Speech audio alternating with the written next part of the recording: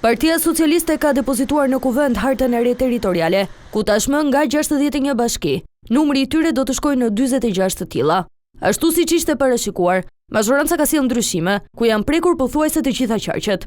Nisur me qarkun më të madh të vendit, atë të Tiranës, Bashkia e Rogozhinës tashmë i ka kaluar Kavajës, ndërsa aeroporti Nën Tereza do të kalojë nga Bashkia e Krujës tek ajo e kryeqytetit. Në qarkun e dytë më të madh, Bashkia e Patosit i bashkohet Fierit, ndërsa Lushnjës do t'i bashkohet Divjaka, Roskoveci dhe Mallakastra mbeten të paprekura. Qarku i Elbasanit ka përsuar ndryshimet më të mëdha, ku bashkitë Belzh dhe Cërriki janë bashkuar Elbasanit, ndërsa Bashkia e Prenjasit do t'i bashkohet Librazhdit. Të paprekura mbeten vetëm bashkitë Peqin dhe Gramsh. Edhe qarku i Durrësit vjen me ndryshime, teksa Bashkia e Fushkrujës do t'i bashkohet Krujës.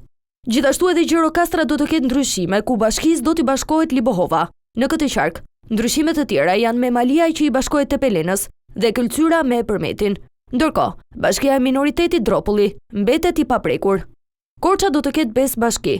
Qytetit Juglindor i bashkohet Maliqi, ndërsa bashkitë e tjera, Pustec, Ersek, Bilish dhe Pogradec mbeten njësoj.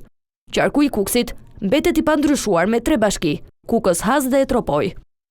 Lezhë ka ndryshime me bashkinë Rubik që i bashkohet Roshenit, ndërsa Mamurrasin e merr Kurbini. Në qarkun Shkodër ndryshon vetëm Bashkia e Fusharzit, e cila i bashkohet Pukës. Bashkisë së Vlorës do t'i bashkohet Bashkia e Selenicës, ndërsa Finiqi, Konispoli, Saranda dhe Delvina mbeten siç janë. Ndryshime në qarkun Dibër vjen vetëm për Bashkinë e Matit, të cilës do t'i shtohet dhe Bashkia e Klosit, ndërsa Berati do t'i shtohet Bashkia e Dimalit dhe Poliçanit, teksa Kuçova dhe Skrapari mbeten siç janë.